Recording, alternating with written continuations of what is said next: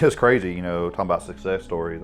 Just this past Christmas, I got a call from a kid that was here about a year ago, adopted kid, And the interesting thing is it's doing this work, we've worked, over half our kids are adopted, and this kid was tough, we had to debate whether we want to kick him out multiple times over. And I don't know, for whatever reason, we kept thinking, he kept showing up in therapy. That's really where we felt like we had a chance with him. Mm-hmm. But I won't ever forget, being out there one day and I think he got mad at you on something you said, and he stormed off, and here I am toe to toe with this guy. He's throwing his hat down, cussing up a storm, like, well, this might turn out ugly or whatever. And then next thing I know is he starts hugging me, and I starts breaking down crying. And I think you showed up, and we ended up having a conversation. But from that moment on, something changed in him, and he finished our program up. And this past Christmas, he calls me, and said, "Man, can I just come in on my Christmas break? I'm a high school, senior. On my Christmas break, come just hang out with you guys for a couple days. I don't want to go back through the shed. I just want to come hang out with you guys." And he did. He stayed at my house, and for 2 or 3 days, and just wanted to be a part of the family. And recently, I just got a text from his mom, just saying a year ago on this date, I was worried about my son's life, and here I am celebrating his birthday. That's just an amazing transformation, Right. But being willing to sit in that crucible, in that moment, was with a win. And that was a hard one, and that we have dozens of those stories about kind of adopted guys. That is one of our kind of core cohorts. For whatever reason, we don't seek it out, but there's a father wound and a brokenness with adopted guys that tend to gravitate towards kind of what we do here. And what had to happen with him is why it took so long. 4 months probably before that transition happened. That's right. He had never trusted anybody. That's right. And he had to believe we were who we said we were, and we had to keep. I remember the weeks leading up to that. He did about all he could do to get us to hate him. That's right. Right. That's and right. He was trying to get us to kick him out, and we had to say, "Hey, man, we're not bailing on you."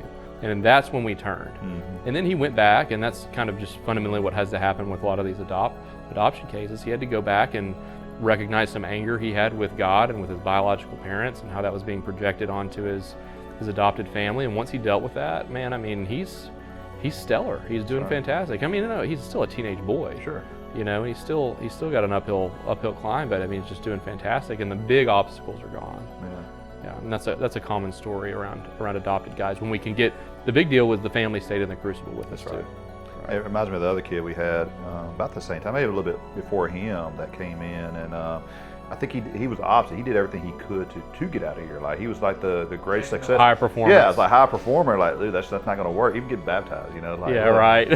And but you had, some, really, he was willing to finally go there. You talk about being in that dark cave, go slay that dragon. And I know one of the things was he did not want his family to come. Like, he did not want to have anything to do with them. But after he got in there with you and he got willing, that changed everything. Family ended up coming in, and that reunited them. And wasn't too long ago, one of y'all, or maybe got a picture of him. It looks like a redneck in a truck. And, he's on the East Coast up in Massachusetts or something like that. Yeah.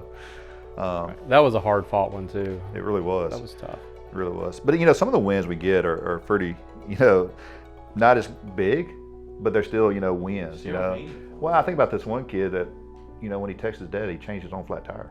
That actually was a huge win. That was huge. That's kind of back to, we have kids on all sorts of the spectrum. Right. We have guys with 135 IQ, and we've got guys with an 85 IQ, and they have very different struggles. Yeah. And he was a guy that, the question was, can this guy ever have a job? Can he keep a job? That's right. He had lots of deficits, but he was persistent. We kind of kept walking with him, and he has developed a level of agency that I never thought would have been possible. We have guys. So we had I can't think of his name. He was here about 3 years ago. He came through, and this is the time he had really decided to get sober. And this experience at the Carpenter Shed and going to CR, he decided, hey, I'm really going to do the thing and really recover. And every year, he comes back through to get his chip.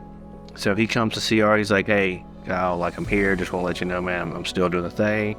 I'm getting my chip, and seeing those guys come back and just be excited. Back here to celebrate that year. Yeah, and he didn't even live here. Right. It's because he made the decision, I'm going to change here. And I think about that young man that you poured in a lot of time, still do. I think you're his sponsor, he was a success in a lot of ways here, but the struggles he had even after, it took him a while to still gain traction, but he still would come back to here you know, to find, you know, the conversation he needed to have with you, or whatever it needed to overcome. And now he's over almost a year and a half, 2 years sober.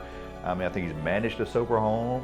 He went to Baylor University and, you know, different places like that. I mean, turned out to be a great success, even though it was probably a little sketchy at times.